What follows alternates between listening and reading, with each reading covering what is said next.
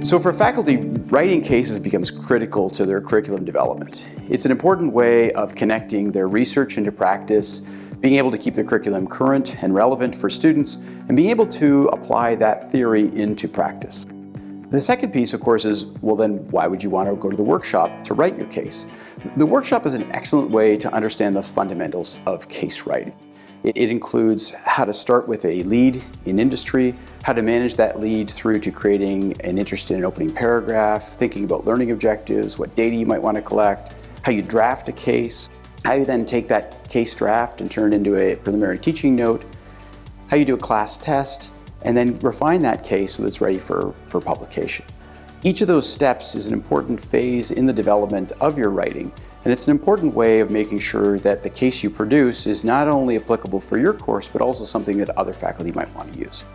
Case writing begins with the opening paragraph. It's the lens in which we view the entire case. It's where we identify who the decision maker is, what the issue is, when that issue takes place, where the company is located, and why this issue is relevant to the company itself. We then move on to thinking about writing conventions. How do we structure the case in a way that makes it easy to digest and gives it a sense of applicability beyond just the time the case was written? We also focus on the teaching note, making sure that that teaching note is something that will help other faculty integrate this case into their course. The case writing workshop really follows the three-phase case writing process that we've developed.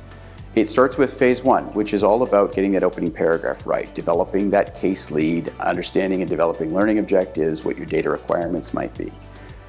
That takes up most of the first week, and although it may seem like a short activity, it's critical that we get that right. The second week of the case writing workshop is focused on phase two and phase three. Phase two is about writing that case, getting that draft done, and turning the data that you've collected into something that will help students learn.